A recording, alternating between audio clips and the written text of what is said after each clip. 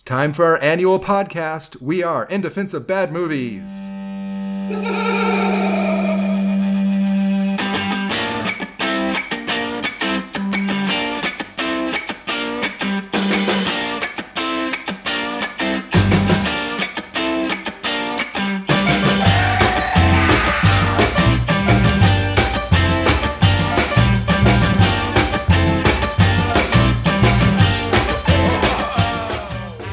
Hey everybody, Sam here with 2020's issue of In Defense of Bad Movies. I am What here was the as last always. movie we did? That's up to the historians to figure out. I'm already derailing the podcast. I'm so proud of myself. Yes, you are. I am your host, Sam. I am here as always with my lovely co-host, you've heard him already, Bobby. Hey, Sam. My other lovely co-host, Lauren. Hi. And we are here as sometimes with our other lovely co-host, Laura. Hi, guys.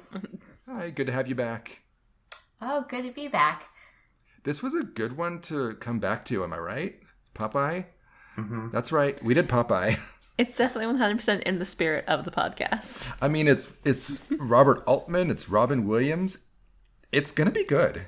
It's going to be a good movie. I can tell you right now without even anything. Yeah. Mm-hmm. Yeah. So we watched the movie. You guys watched the movie, I'm assuming. We did. We did, in Well, fact, watch the movie. You know a thing I forgot? I forgot this movie was a musical. I remember experiencing it as a child when it made more sense. Did not remember it was a musical. To be fair, it feels like Harry Nilsson forgot it was a musical and just wrote all the songs in an afternoon. Yeah. Yeah, I will agree with that. And sometimes he's like, that was a good song. Let's follow it immediately with another song. The way musicals don't do. Also, a lot of the songs, like some of the songs fit musical structure. Like, okay, this is the town, let's introduce the town and people. course. And then some of them were like, just we'll throw in a song here. What the hell? It was a weird choice. Yeah. It was But not like a song here to set up the timbre, to set up the timbre or the theme of this next episode. No, just to have a song. Yeah. So, had everyone seen this movie before? I must have seen it when I was a kid, but I don't really remember seeing it. Same. As a child, have some scant visuals in my brain, but little more than that. No, I have Laura? not seen it. Oh, lucky you. Oh, I'm And so lucky. How did you like it? Oh, I did not like it. It's a great movie for 2020, though, right? Just the same kind of balls out. It was what's very going on? tedious to get through. That's the thing. It's a long movie. It's nearly 2 hours. It's nearly 2 hours, but it's one of those 2-hour movies that feels like a 3-hour movie. Yeah. Yeah. 4 hour, 5 hour. Yeah, it's rough. And there's a lot of stuff. Oh, go ahead. No, sorry, you go. I'm just going to say that there's a lot of stuff in it that could work as a kid's movie, but when you're clocking in at nearly 2 hours, that really undercuts that. Yeah, I would agree with that statement. It's just weird giving the methodical pacing of a Robert Altman movie to a children's cartoon. Yeah. Like, there are things, having him attached that are really interesting, and like his usual strengths are compelling, being, setting up interesting characters, building a really diverse and, well fleshed out world, but then just weird, slow cuts and moments that take forever. It is definitely a Robert Altman movie, Whose too. pick was this movie? Was this yours, Sam? It was not mine necessarily to defend the kind of opening up what In Defense of Bad Movies is, because I'm going to get into a little bit. I think there's a lot to defend in this movie. I would agree. It is not 100% garbage. No, I'm glad we watched it yesterday because I've spent all day mulling over this movie and trying to come to grips with it. Yeah. There's a lot to say. It is, like I said, it is definitely a Robert Altman movie, which shouldn't go with Popeye. Like, Yeah. if you give It this should not be a Robert Altman movie. Yeah. That's correct. But since this is what we've got, let's look at what we've got. It feels like if Robert Altman's going to direct this, it shouldn't have his fingerprints all over it. He should give it up to Popeye, but he didn't. I agree, sort of. Okay. But I also think that movie would have been less interesting than That's fair. whatever the Yeah. fuck this is. But maybe more successful as an entertaining movie. But I like it. I like that this one might stand the test of time rather than a just rote basic kids film. It's worth if it was a basic kids film, we would never revisit it. It would just Because I was saying, this movie feels like a weird curio. Like, I don't entirely understand it, but it's compelling for sure.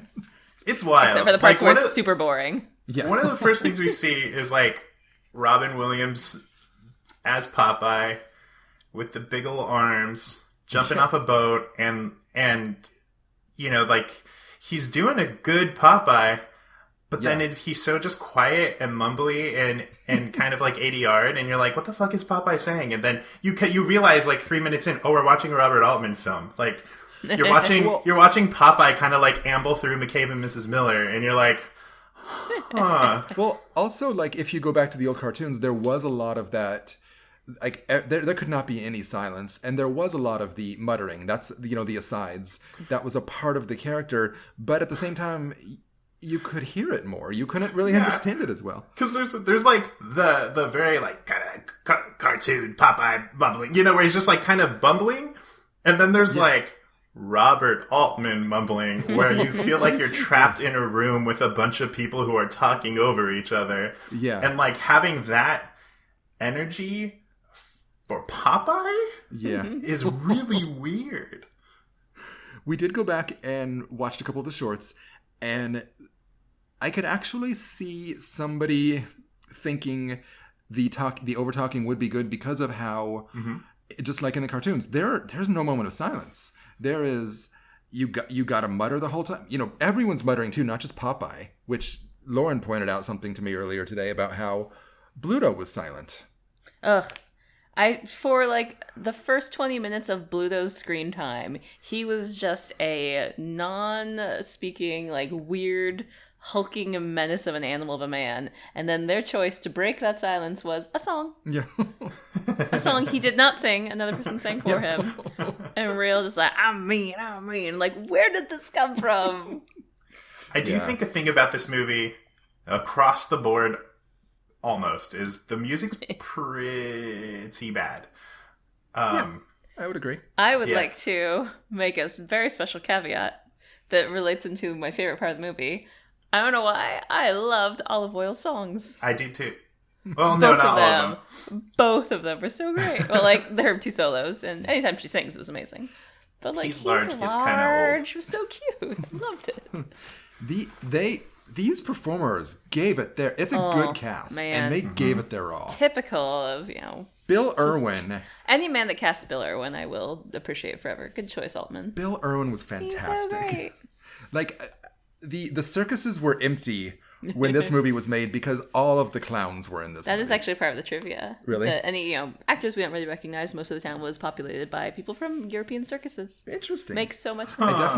I definitely knew they had clown... Sure. You could tell they had clown They went to clown college. Like, there was a lot of very stereotypical clowny things, like the chasing the hat. Man, the whole beginning of, introduction to the town, the whole town was just made of bits.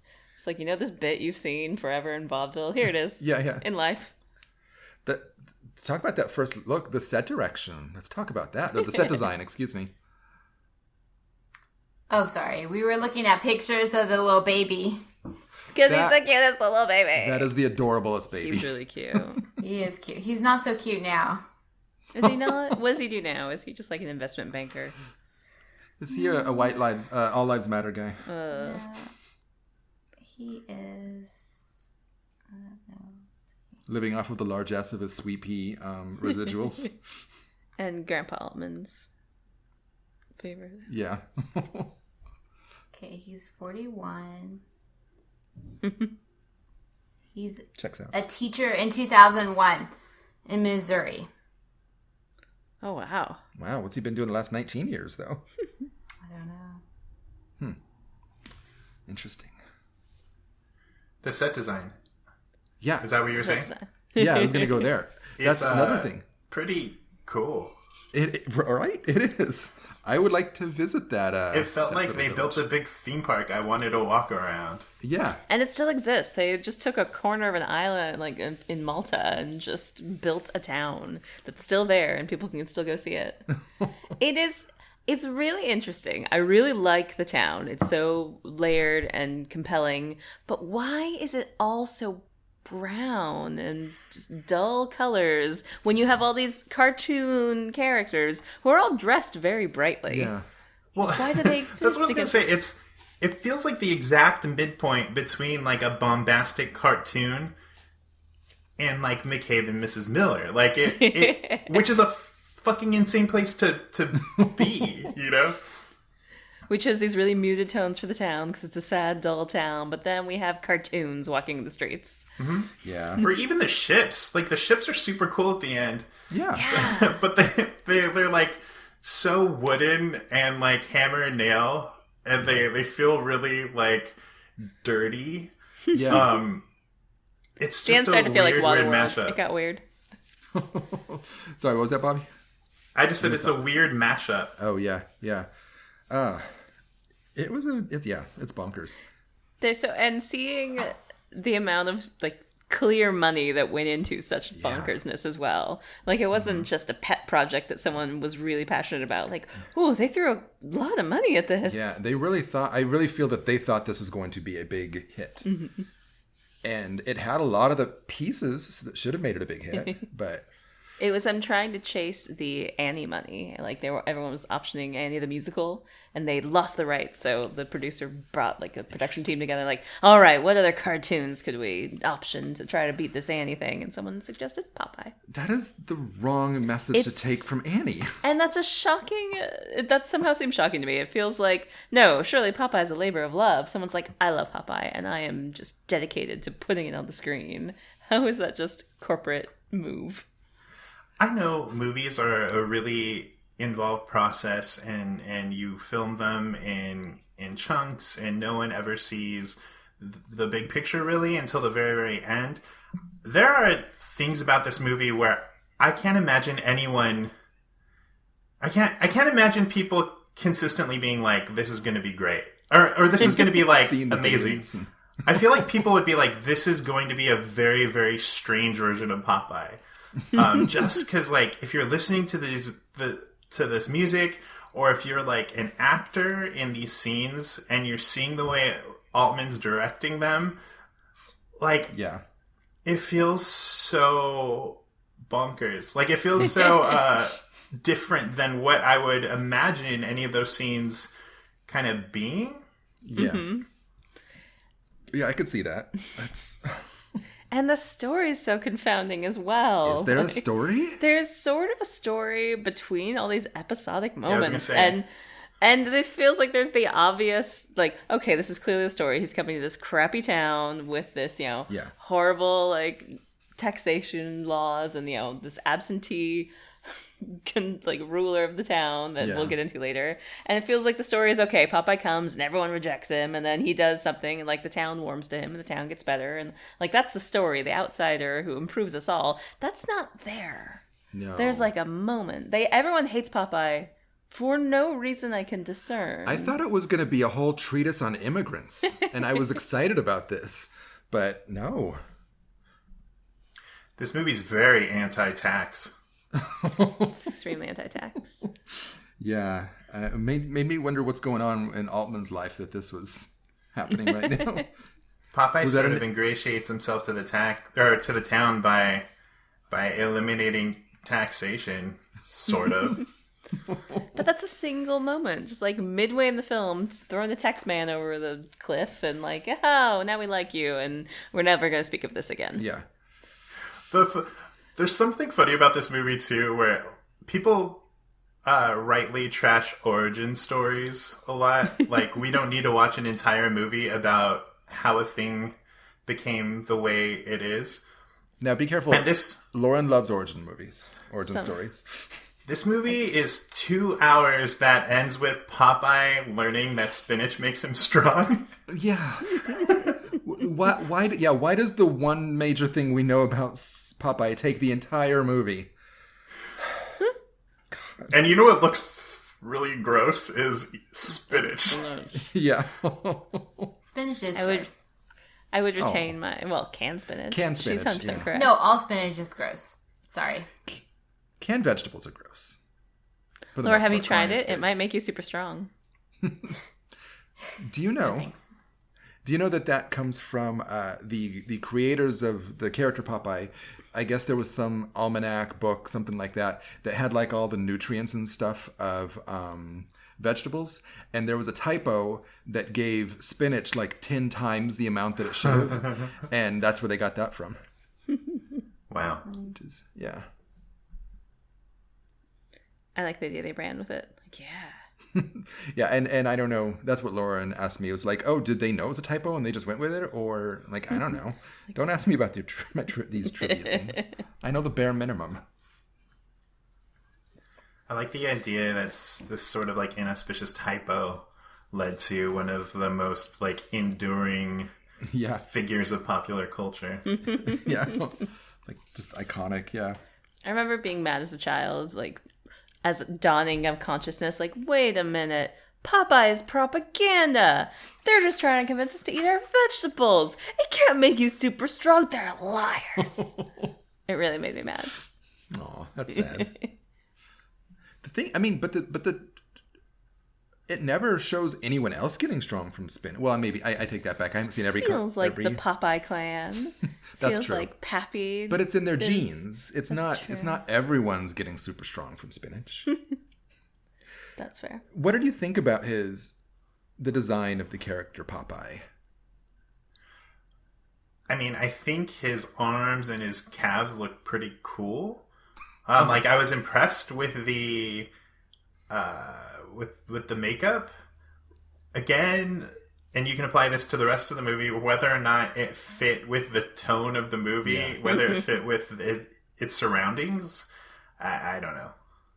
Yeah, this is probably more of the time than anything else. But every time I saw a close up of the forearms leading up to the hands, it reminded me of the Garbage Pail Kids movie, and I was just so grossed out. Like that latexy looking skin. It's just ugh. The hair helps, but it's just ugh. I'm gonna I vomit. thought I was expecting the effect to look a lot worse. Like in my That's fair. in my memory, it was a lot worse. And so when we watched it today, I was actually like fairly impressed with it. Like I thought it aged okay. Yeah, I agree.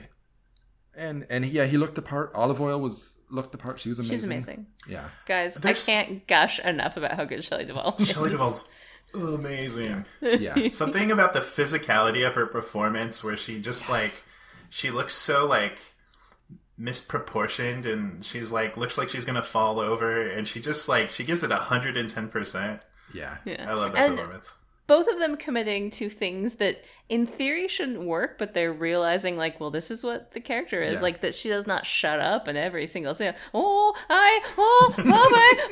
Okay. Like it was just her, like, just give us some noises. And she Yeah. commits. Yes, and she it, did. she worked so hard. However, when you take that and spread it into a super long scene where everyone's already kind of shouting over each other, Yeah. Moments of quiet would have been welcome. Just a time to rest. Yeah. that whole final sequence of events where she's like stuck in that thing made me giggle. I thought it was really silly and really fun to Yeah. look at. The talking about the final sequence of events, that quote unquote chase scene, the most boring chase scene ever. that they had a musical number over it where it was all wide shots. Like, what were the choices here? And like a musical number that like, is this a musical number? He's kind of just talking. It was like I was like halfway through the song before I realized, oh, I think this is a song. Guys, I have a love question about Pappy. We can get to them. But before we get to them, I want to say another great casting choice. He's a good actor and he looked the part. Ray Wilson is amazing. Yeah. He's my favorite Martian. I know. Let's talk about Pappy then. I'm so confused by Pappy. With our premise that Popeye's looking for his Pappy, who's this absentee father. Oh, wait, hold on. We have an early segment, Pat's Corner. She wants to chime in right now. Let's see what she has to say. Why couldn't they have hired a lyricist for the songs? Why couldn't they have hired a lyricist for the songs? She Why asked. couldn't they have hired a lyricist for the song? I mean, I don't know why they couldn't have hired a better writer and a better director. You know, Yeah. just saying. The movie could have been a whole lot better. It actually could have been good. It's pretty crappy, so. I'm Do you think the shocked movie could have been good? that Harry Nilsson wrote the songs. Like, he's not a bad songwriter. No, he's good. He's quite a good songwriter. Yeah. Yeah. But like Lauren said, maybe he was just given a day to do it. And he's like, okay, challenge accepted. It feels like, you know how, like, the style, like, the Altman style of dialogue is kind of, like, rambly and people talking over each other. Like, maybe he was really trying to songwrite in that style. I could see that. Where it feels like you're just making up the lyrics as you go. You're just making up the notes as you go. Yeah. I just want noise. Just give me some noise. But why? Who can someone tell me the origins of Sweepy? And canonical origins of Sweepy? Because in this film, a person just gives Popeye a baby. Which never comes back. Yeah. Just take my baby, please. I know you'll give it a good home. Strange mariner that no one trusts. Yeah. I can tell you're the best for this job. Yeah. And then he's got a baby.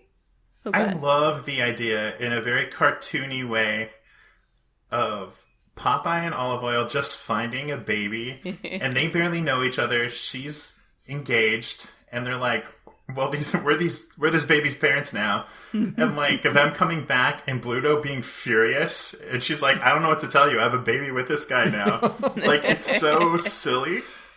They even are like, he has your eyes, he has your mouth. Dude, you found this baby is a foundling. Why are you trying to give him attributes that apply to you two? It's so ridiculous. Pluto was mad for an hour. It was just an hour of him smashing the house and being furious and seeing the colors seeing the characters dressed in red. That was an interesting thing. They had to paint the set, put on red clothing for these people for one Just for a rage 1 cutaway. second shot. It's great. But- It's a fun but then- shot. And then it pays off later when Pluto's all in yellow. That's true. Good point. And guys, Sweet Pea can tell the future. You can. Apparently. I'm still not all the way convinced, but... Name one time he didn't, Lauren.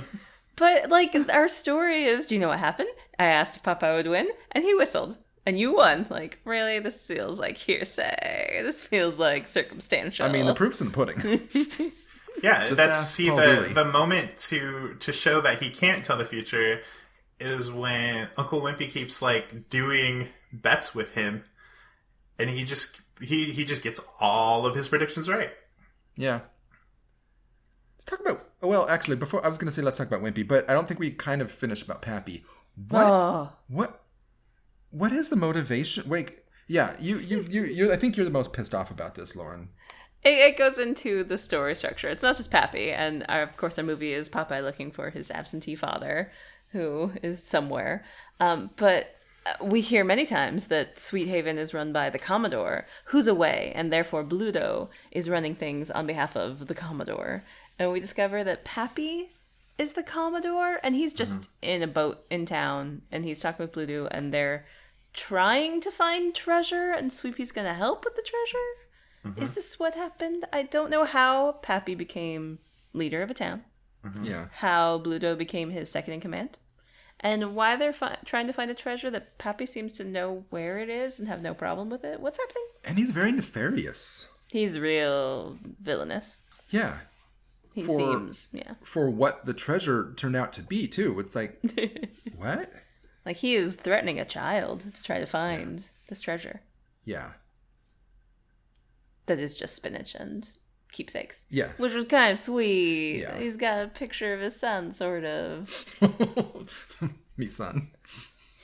Is Wimpy handing over a child to Bluto forgivable?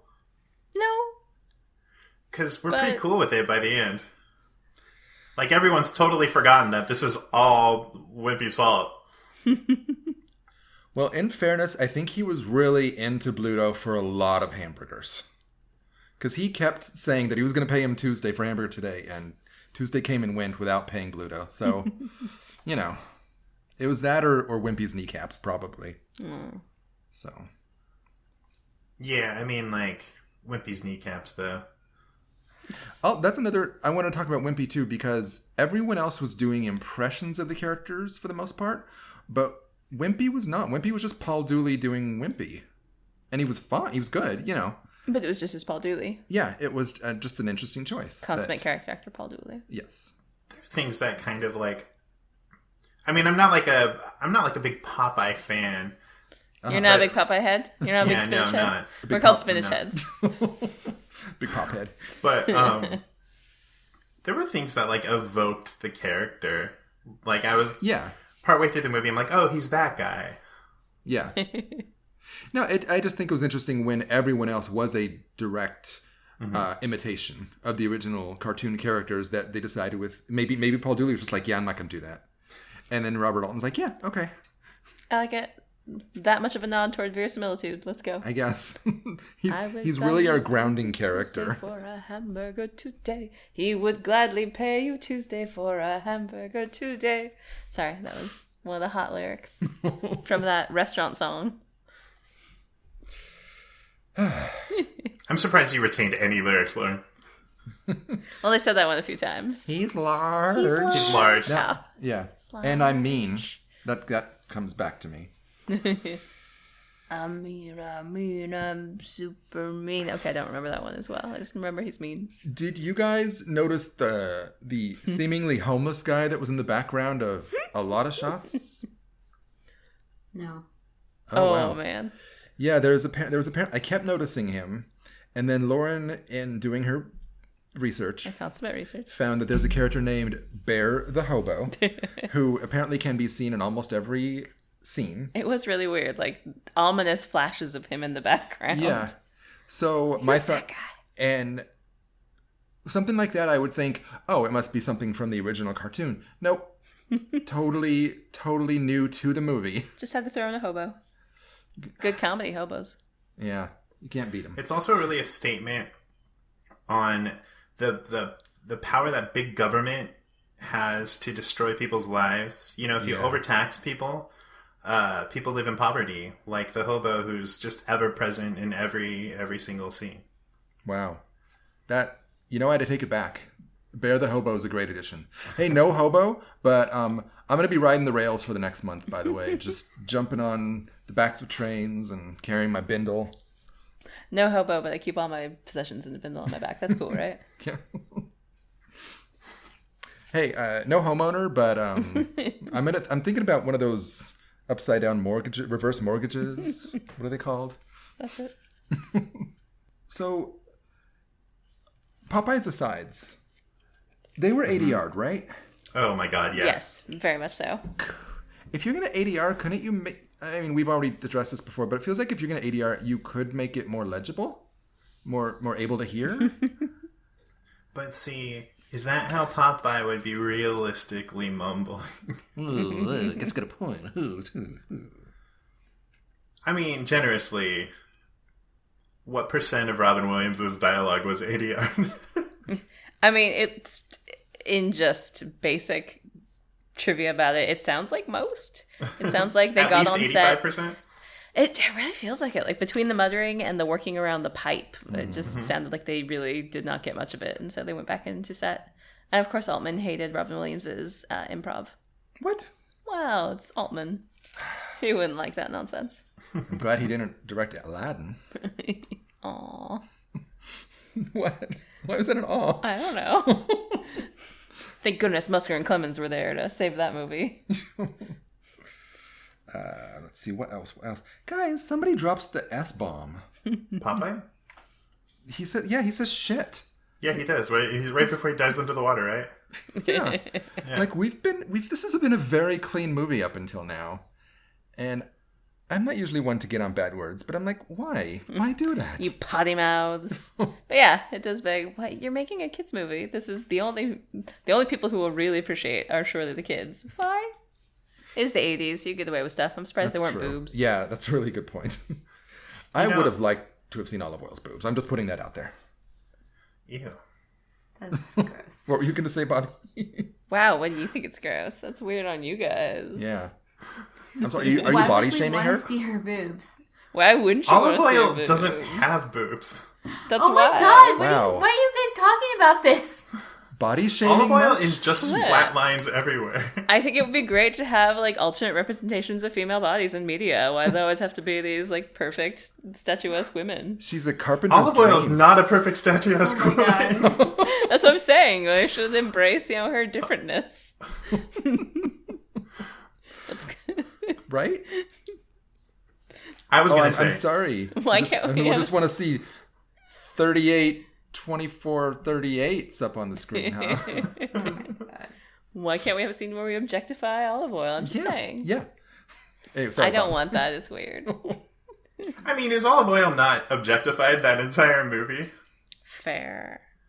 Like, she is literally In an that object she's for the picked entire up like third an act. object. An object watching- you wish you could turn off. We were watching one of the shorts where she was arm in arm with both Bluto and Popeye, and basically kind of pitting them against each other. It was a real toxic relationship thing, and they passed by a like "I want you" sign, and she's like, "Oh, whichever one of you's in the army, I'll do." That's what she Is, said. is that a direct quote? That's exactly what she said. Yeah. I'm going to Google that. Popeye, the one where olive oil says, whichever one of you's in the army, I'll do. But it was real, like, that's not a good relationship, guys. She's pitting you two against each other. You didn't make her pick one. Bros before hoes. Am I right, Laura? Oh my god.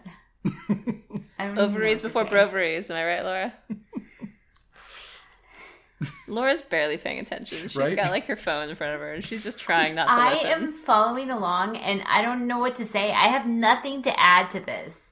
This movie was bonkers and it's shit. Like, I hated it. I hated every moment of this movie. I have nothing good to say about it. What about the horse races? That was so stupid. Wasn't that fun when it turned out to be not real horses? Literally, the only thing good in this movie is that cute baby. That's the only thing. You don't even think the performances of Shelley Duvall and Robin Williams were worth it? She was fine. He was not great. I didn't care for his performance. The verdict is in. What about that octopus at the end? Oh yeah, that was really good. That was a pretty sweet octopus, right? I'm saying this because I actually don't think Laura has said this about any other movie we've watched for the podcast. When we finished it, Laura went, "This is the worst movie I've ever seen." I did say that. Of all the movies we've watched? I think so. Oh, I think I would just like cringe and die inside if I had to watch it again. Would you watch Dune before this? I think I would. At least Dune has more interesting storyline than this movie. Even the one from our last episode, Leap Day or Leap Year or whatever it was called. oh. I love that movie. So That's true. I forgot. I before remember Peter in my video store as a kid, I saw the cover for Popeye and I was like, oh my god, because I really liked Robin Williams because of Aladdin and Hook. And I'm like, I'm going to watch this Popeye movie. And I would watch movies all the way through. Like, I had no problem watching movies. I got like 30 minutes into this movie and I'm like, I can't follow this. Like, I just totally bailed on it. I could see that as a kid. As of right now, I was compelled to keep watching to see what would happen next. oh, not Surely me. it will make sense at some point. Nope. No, it never does.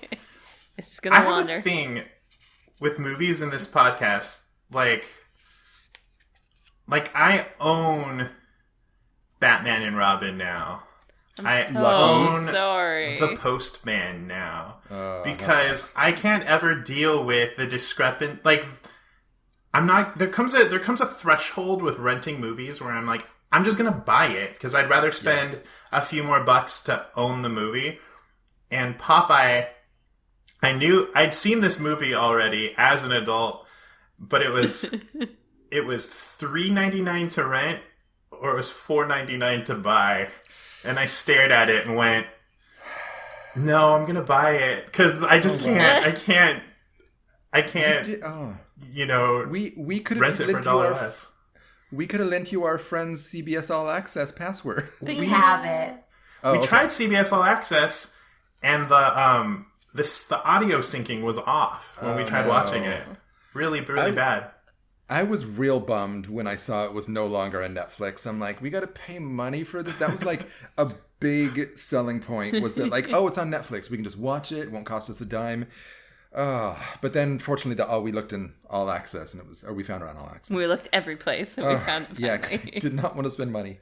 $5 isn't a bad price for a movie. No. And this movie isn't like... I don't like it very much, but it's not like dog shit or anything. No. But I know I will never watch this movie again. No, I think we're going to start doing an annual tradition every June to celebrate this moment. I actually There's a have podcast where the hosts watch I think it's Grown Ups 2. Yes. Like every week. We should I watch was going to Popeye every Or week. do you want to do no like way. Popeye Minute, like Star Wars Minute? Do you want to just like analyze every minute of Popeye? I was actually going to say that we were thinking of doing a podcast called the Worst Idea in the World Part 2, Yeah. where we watch Popeye every week or whatever. I was It gonna would say age something. me so much. I would come out of that with a long gray beard, and I would It's just... such a brave challenge to set yourself, like, because I know I'd go crazy. You're looking at pictures of Linda Hunt. Yep, because Linda Hunt was in this movie. She's great. She snuck in. Yeah, she's amazing. But she just like, wait a minute, is that Linda Hunt in this crazy cast? Oh my gosh, it is. It's Edna Mole herself. You don't miss Linda Hunt. No, she's She's glorious. obviously Linda Hunt. And you know that this is her film debut. It's such an auspicious film debut. It's a great little part. I was proud of my Bill Irwin. It's barely a part. Biller was amazing. You did spot him When sooner than I. like even earlier when I saw the guy kicking the hat, and I don't think it was him, but I'm like, is that it Bill was him, Irwin? yeah. Oh, it was It was okay. him. I'm like, is that Bill Irwin? And I didn't say anything because I didn't want to be embarrassed. But only later, yeah. He's a guy who looks like a cartoon character too. It's perfect. He's made to be in this kind of movie. And he's glorious. He is great. What else? What else? What else? What else? What else? What else? Anything? Any other points you guys want to make, or before I go The on to our moms. segments? Olive Yeah. Oil's mom looks like Kate McKinnon when she's playing older people in Saturday Night Live. That's right. She was really only like 7 years older than Shelley Duvall, I believe is the number I looked up. It's one of those classic. It's funny because my thought was another SNL person. She kind of reminded me of Rachel Dratch. That's funny. Well, let's get on to our segments then. And since we haven't heard much from Laura, I think it's time that Bobby and Laura discuss gender politics in the movie we just watched. Susan B. Anthony was on the dollar coin for a reason. Stop objectifying me. Gloria Steinem. Ruth Bader Ginsburg. Equal rights amendment was never ratified. Rosie the Riveter. Oh my god, Bobby, shut up. Rosie the Robot. Who's gonna make me my sandwich? My body, my choice. Blatant. Blatant. Susan B. Anthony was taken off the dollar for a reason. Beyonce. Oh no, let's not. Well, now I'm compelled. I will say this movie was, if you wanted to... this is your segment. I don't know why I'm trying to chime in. I have Okay, I'm nothing gonna to do say. Bobby, any thoughts? Do you want to fix gender politics right now?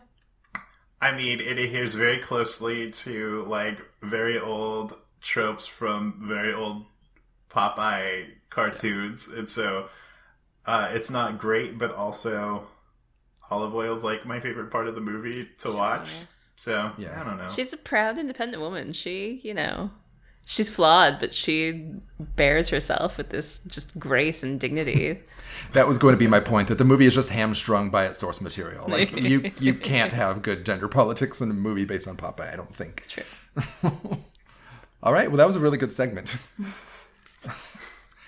How about let's talk about the movie we wish we'd seen. Ooh. Ugh, this movie is crap. I could write a better movie in my sleep.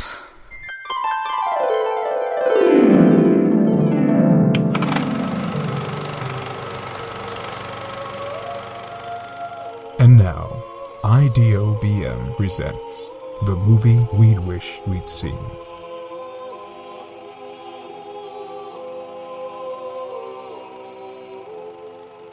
That's where Any we other take an movie. That's where. Well, there are parameters. We take an aspect of this movie, and like we want to see the sequel, the prequel. One character gets their own movie, something to that effect. I literally want to see no part of this movie or any character from this movie in any other sort of way. What about that baby? I don't care about the baby that much. It's cute, but that's all. The verdict is in.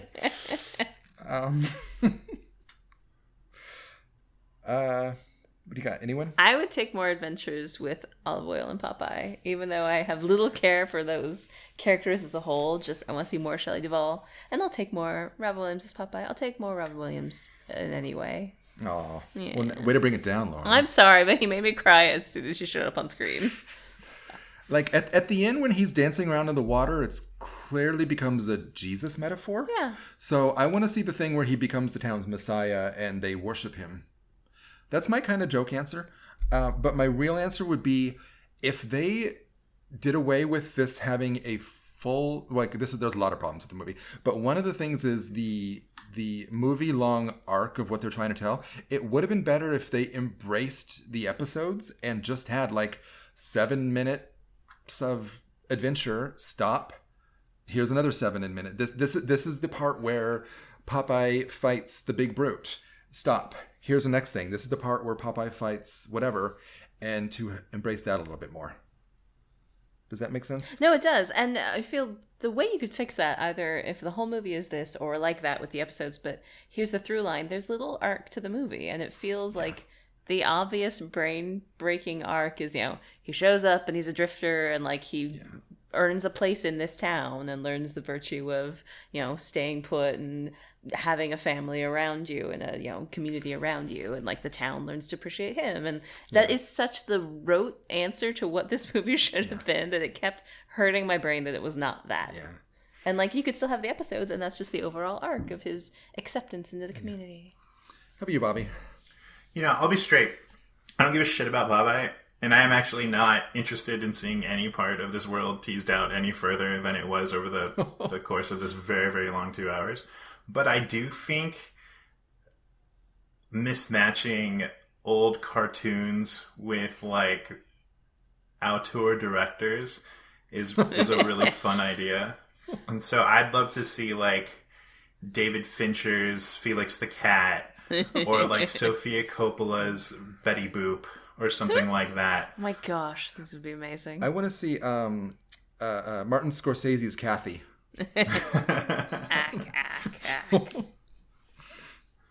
Okay, cool. What else? What's there? What else? What other segments do we have? Oh yeah, IDOBM, IMDb trivia, TM, Lauren's IDOBM. Yeah, that one. So what do you got, Lauren? Well, we have spooled out a lot of my trivia over the course of our discussion, which is totally fine. It doesn't make me feel, insignificant or inferior at all. That's fine. But Superfluous? a little bit. Okay.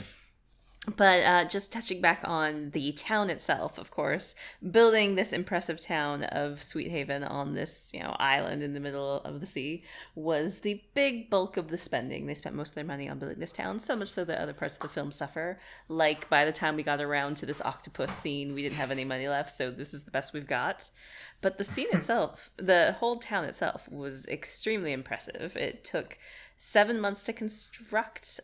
They had to import everything. So logs were brought in from Europe, from the Netherlands, and shingles were brought in from Canada, and tons of just material going in to build this town that had 19 buildings, including a hotel, a schoolhouse, a store, a post office, a church, and a tavern, fully functional buildings all on set.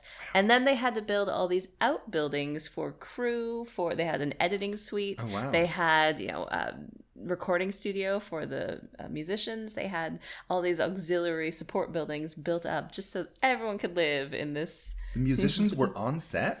They had Nilsson was on set and they had recording happening on set. That's weird. Of the music. Yeah. And, Go ahead. What did you guys think of the octopus scene? I had no problems with the quality of the octopus. Same I thought here. it was And honestly, it makes me think of Goonies, where there's that famous line at the end where they fought an octopus, but Famous line. they infamous line where somebody mentions fighting an octopus, and you're like, they've never fought an octopus, and that's because it was cut out. This movie was made 5 years earlier, and it was an effective octopus. It wasn't, great. It sounds like what they had imagined, like they did something grander in their mind, and by the time they got to like the mechanism, like, well, this is all we can do, some wibbly tentacles. Let's go with it. I don't know. Like there's a real sense of peril when those tentacles are near that baby. Yeah, Because it's a baby. My knee-jerk reaction is, of course, when you're living in when these are your modern times, it's different. But like, guys, you're 1980. Don't worry about it. You don't have great special effects yet. It's cool. And then he wound up his fist and punched the octopus into the sky. It looked pretty cool. Well, other trivia. When they started filming, they did not like the effect they had for Popeye's large lower arms. And so the first several scenes, he's wearing this big bulky coat because he doesn't actually have his arms on. They had to fix that as quickly as possible. Interesting. And then final trivia. Ray Walston threw a can of spinach at Robin Williams so hard that he required several stitches on his scalp and delayed filming for several weeks. Guys, maybe you don't use real aluminum cans. Maybe you don't, guys. We can act. Insane. Wow, that's funny. So any last words about the movie before we move on? I feel like we should all mumble and talk over each other. We should what? In the spirit of the movie. Okay. No, that's fair. I think that just I'm waiting for you guys. Yeah. And well, I mean, we should. Oh yeah. Yeah. Well, yeah. Oh, well, Sam. I'm glad the movie exists. But no, I don't think it. Paychecks for okay. Bill Irwin. What should we say? Paychecks for Linda Hunt. This podcast is great. I'm not hearing anything from Laura. This movie sucks. Do not watch. Okay. So you're of the opinion that it shouldn't exist? Yes. Wow. Okay. I am glad it exists. I'm glad I watched it. I did not love it, but it was an experience. You got Bobby. There are 2 hours Lauren? in my life I'm never going to get back. By the way, pulling back the curtains a little bit, it took a pandemic for us to do another podcast, which hopefully we'll do it again in a month or so, pandemic or not. Yeah. What else are you doing in this time, Laura, that you can't spend 2 hours to watch a bad movie? I would rather be doing anything than You know watching what? this movie. You know what? I will tell you. Laura decided to activate a new fucking phone in the middle of this movie, so we had to keep pausing Oh, so Laura could take care of her phone. Made it even longer. Oh my gosh. Why would you do that to yourself? I didn't know it was going to require me to pause the movie. I think That was we a good time paused to it. set aside my phone.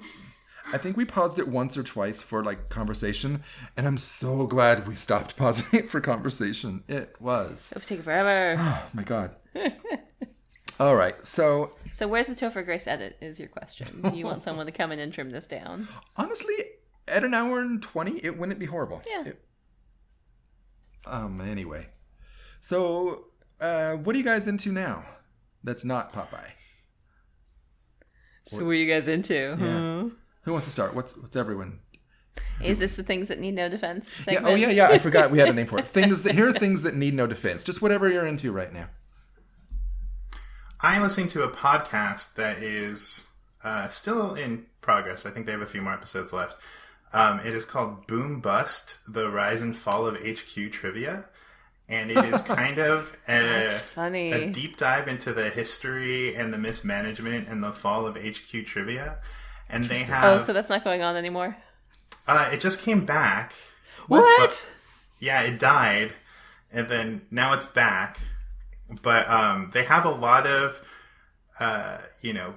employees who are happy to talk about the crazy shit that happened at HQ. Namely, Scott Rogowski, who parted on very rotten terms with them. And I find the whole thing very, very entertaining. Interesting. I never realized how interested I was. How does he seem like a cool guy on this podcast? Yeah, he does. Okay. Does he? Because on the thing, and I know he was doing host personality, but it was like, oh, he's into nerdy. He does a lot of Simpsons quotes. I like that.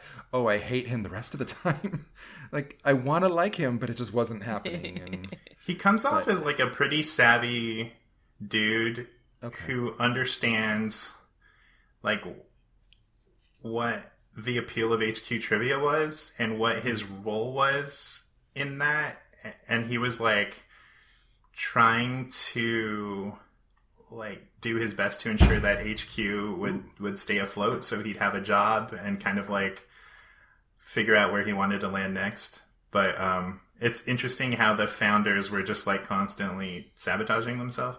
Also, I know from the news that one of them, you know, dies in the middle of this. So I'm not trying to be all jokey and say like it's super entertaining. I know there is something very tragic that happens with HQ, but I find the podcast really, really compelling so far. oh, wow. What's it called again? Sorry. It's called For myself. Boom Bust, The Rise and Fall of HQ Trivia. It's only available on Spotify. But Spotify Premium? no. Oh, No, I don't pay for Okay. Spotify. so not behind a paywall. No. Okay, cool. I feel like I have to say this. There was a big boom, and we're all okay. But because we are within a month and a half of the 4th of July, there are fireworks constantly. So Nothing bad going on outside except for always fireworks. I could have, since Bobby was talking when that happened, I could have just edited that out. I But know. instead, I wanted to make my commentary about fireworks. And how also there was rioting happen last week. Maybe just relax on the fireworks, guys. We're all on edge. I know, right? The few times I've heard fireworks, I'm like, what are you doing? Can we just not do it this year, please? Right. Yeah. So how about you, Laura? What are you into? I really like Duolingo. I started with Polish. I took a little break. Now I'm into French. I'm going to go back to Polish. Polish is a lot more difficult than French. Makes sense. But both of them are really fun. You can do it for free. You can upgrade too, but I like that it stops you after you lose 5 hearts. Then you have to wait a little while before you get more hearts. So I like that, and it's fun to learn new languages. I also have been listening to Audible, so I like that as well. And then also for as far as like TV or movies, I really like Never Have I Ever on That's great. Netflix. It's Mindy Kaling's show, and it's just really fascinating, and it's really good, and I just loved it so much. And then I liked, what else? Dead to Me. My first viewing of season 1 of Dead to Me, I wasn't really into it, and then I finished it, and then watched season 2, and then I was into it, so I'd say check it out. It's good. And then I just finished Defending Jacob. It's an Apple TV series with Chris Evans and Michelle Dockery. And I guess it's based on a book. And I wasn't sure how my feelings were about it until I got to the end and digested the whole series. And it's pretty good. I liked it.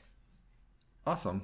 Cool. Lauren was just now looking at Never Have I Ever, so it looks like she's probably going to watch it in the near future. Yeah. You don't Never know Have I me. Ever is really great. Made me cry both times it got to the ending. So Yep. Huh. Cool. How about you? Oh, here in Quar, there's like Quar is what I'm supposed to call it apparently. Quar? Quar. Here in the Quar quarantine. Oh, So many things to get up to. Watching a lot of Lucy Worsley history documentaries. She's my history girlfriend. She's great. Lots of aimless wandering around the house. And gardening I'd like to plug.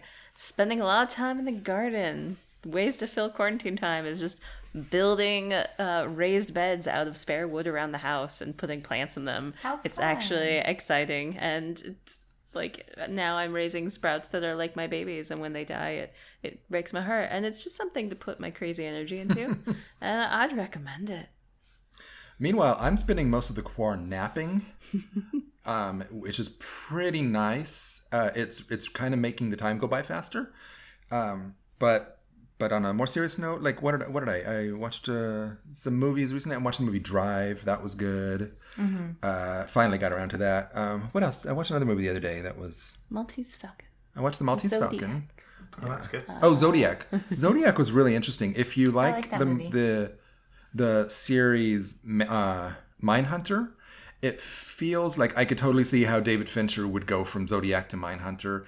And so that was kind of neat. What was it I was going to say? So back to Popeye. We watched Popeye, and I forget what it's called exactly, but Popeye and We Sinbad watched the Popeye Sailor. too. Oh yeah, What's Popeye 2? They made they a did sequel? Popeye, the old, it was a double length short of Popeye and Sinbad the Sailor, and it's really good, but it's also the animation is just super amazing. And if you go a little behind the scenes and how they did it, it was really revolutionary. It was the Fleischer shorts, and they did like Superman 2, which are also awesome. And it's still something that's really regarded historically Yeah. as like this really important and significant bit of an animation. in fact, it's on YouTube as part of the Library of Congress, Yeah. something like that. So you know it's good. Yeah. And also, if you do like live action cartoons, I would say Gremlins 2 is a really good way to go. It's a obviously live action movie. It is, but it is like a Warner Brothers cartoon. It is crazy. It even and- takes a break for a Warner Brothers cartoon. Yeah. It is a super fun movie, and that is a better version of Popeye, I guess is what I'm saying. A better live action cartoon. And guys, if you like sketches about the creation of sequels based on the animated films, I would like to recommend the Key and Peele Gremlins 2 sketch, because that is hilarious. Can confirm. Love it. Cool. So the only other segment we have, which is kind of exciting for Lauren and me right now, is plugs. And we have produced a web series, one episode of a web series. We will be producing more, entitled Sam Sleuth, Stereotypical Noir Detective. I am the titular Sam Sleuth. Lauren is a femme fatale. And it was a lot of fun to do. Episode 2 is we are working on, and it will be coming out soon. Episode 1 is on YouTube right now. I probably should have looked up to see if there's any easier way to find it. But I bet there's not a lot of Sam Sleuth Stereotypical Noir Detective. If you It's been pretty easy. I've been plugging it in. It comes straight up. Cool. We are not monetized, so that video starts right away. Yeah, right? If you like watching videos that do not start with a commercial on YouTube, bam. This is the one. Yeah. And also stay tuned to the very end because we worked really hard on a production card and we're really proud of it. So yeah, that's I watched the first episode. It's really, really good. It's really funny, and I was impressed by how well shot it is. Thank you. It looks really good. It was a really fun process of like, what can we use around the house? Yeah. Like, all right, let's use this Lazy Susan for like a tracking shot. And it was fun. I will say, not to toot my own horn, but I think part 2 was more tightly edited and there are a lot more cuts and it was more ambitious. Sam's learning this whole editing program by himself, and it's really impressive. I could not do it. Oh, you're sweet. So that's what I have to plug. Do you have anything else to plug? Obviously, there's that, but... Just my love for you and my friends. Aww. I know, I'm gross. How about you guys? Yeah. You can check out my Mistress podcast, which is called And What Are You Into? We took a hiatus, but we're starting to churn out episodes with more frequency. We're going to record one tomorrow, and Laura's going to be in it. So check it out. What are you talking about? Can we get a sneak peek? We're talking about, what are we talking about, Laura? The Office. Good one. That's a good one. Ooh, how did you expose? Is it still the format where like he's never experienced it, and so you have to expose him to some of it? It sort of devolved into us just really deep diving into things we like or find interesting. So Nice. we changed the name, and we kind of changed the format too. Now, is it on the same, what's it called? If you're subscribed to it? If you had subscribed to You're Wrong with Ian and Bobby, you are now subscribed to And What Are You Into? Awesome. Okay, cool. And Lauren's looking that up too, right now. Because I'm a bad person. No, you're not. Ooh, that's a good logo. That is a good Yeah, logo. I'm proud of the logo. Good. It's good. Yeah. It's you guys. 2017 to Good 2020. for you, Jojo. Guys, last year when we did our podcast at the end, I got us to all promise that it would not be another year before we did the podcast again. Can we Sam, we have Yes. nothing going. Do you want to do it next week? Yeah. We could do this Yeah, again that's- tomorrow if you want. Can we start talking about good movies? No, that's we're not going to change the format of our podcast, Lauren. We're going to change the name. Well, anything else we have to say before we move on? I don't think so. Miss being in the same room with people. Oh yeah, miss you guys. I miss our listeners. I mean, I miss Because they're all our immediate friends as well. yeah. Also, I miss the fact that they haven't been able to listen to us for over a year, or at least not new episodes. Cool, awesome. Well, this was as usual a lot of fun. The part that comes after watching the movie, and yeah. I'm just gonna. Oh, I forgot. It was a year ago. I was gonna try different sign-offs, and I forgot to do one. So I'm gonna try. I'm Sam Bowen, and I'm stoned. That's not true. That's not true. I'm sorry.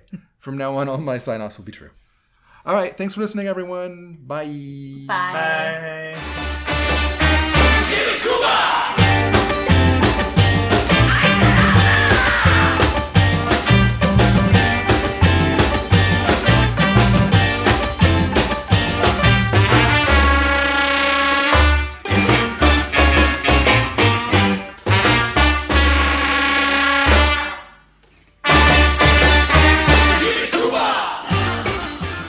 This has been another Sling and Tint production 2020, all rights reserved.